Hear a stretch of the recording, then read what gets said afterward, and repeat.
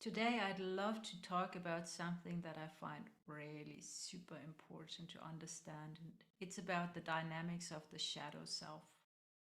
So, I told you already that everything that wasn't possible to be dealt with had to be stuffed into this Pandora's box. And this Pandora's box is the things we are carrying with us.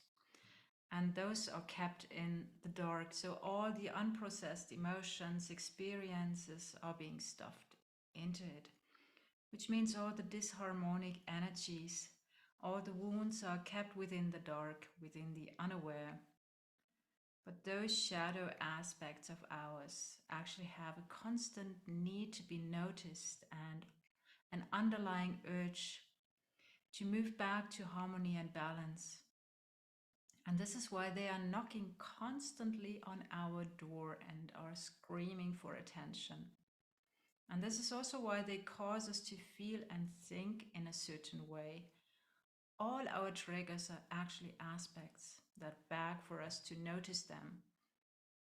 But they rarely have to do anything with our present time experiences. They often appear to be completely out of space, out of relation. And they actually want to be brought back to the light. Maybe you know the book What Makes Killers Kill by Jonathan Pinkus. And I find it's a very interesting and intriguing book because he was interviewing inmates from prisons, serial killers, and asking them about their childhood, about their upbringing. And oftentimes they were describing similar experiences like what they later on did to the victims. So, what could be observed was that the way they committed their crimes showed parallels to the way they were brought up and treated as children.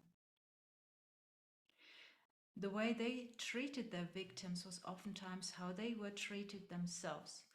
This doesn't justify their criminal behavior at all, but it helps us to understand how our shadow side works, how our dark side, the suppressed parts, work.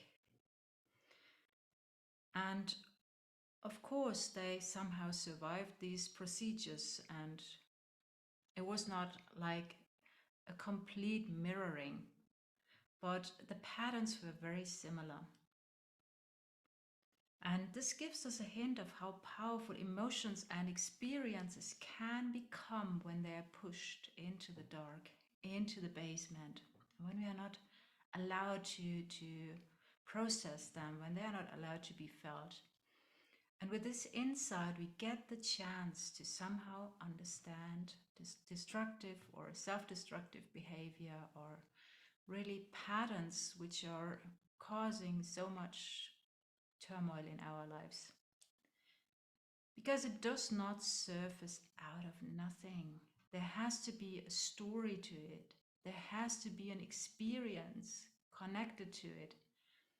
And just as a side note, the author himself, he did not conclude that the crimes committed are mirroring the mistreatment the perpetrators had to endure when they were in a vulnerable position, when they were in a disempowered state themselves.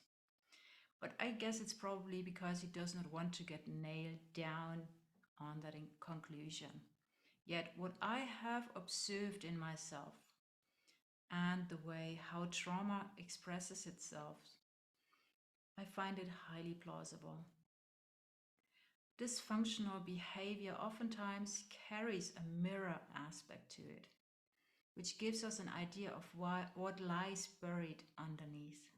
It's oftentimes showing a momentum of an experience which is burned into the subconscious mind, repeating itself over and over again.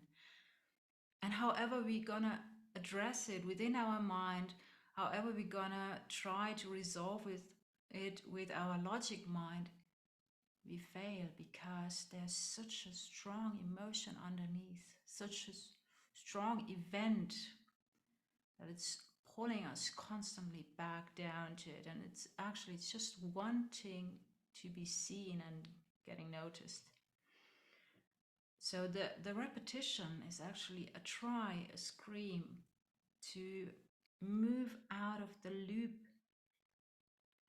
And when I started to reflect on my own life, on my own behavior, I actually didn't understand myself. My behavior appeared to be completely out of proportion, messed up, self destructive in relation to what actually happened in the moments later on. So I could not understand why I was acting and reacting the way I was.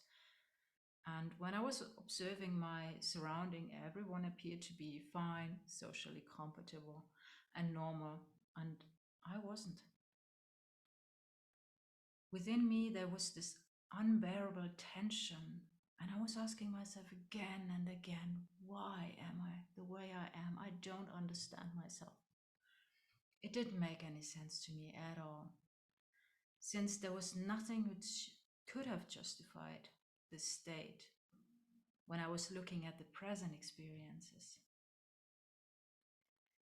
But I also barely remembered anything from my own past. So my childhood, my juvenile years, they were more or less covered with a veil of amnesia. And when I had the chance later on to let those emotions come to the surface in a safe space, oftentimes the story came up as well. And it made more and more sense to me why I was behaving the way I was. And this is one of the keys to bring peace to these restless elements. They need to come back to the light and be seen in relation to what kind of situation was happening. Or the dysfunctional behavior had a threat guiding back to an event or experience which was lying buried somewhere.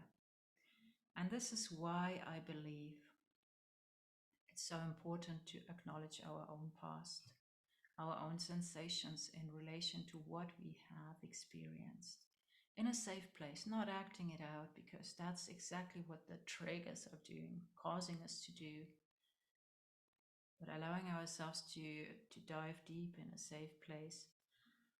And when they get the attention for why they were wounded at the first place, that's allowing them to come back to the balance, to harmony. So, hope it makes sense.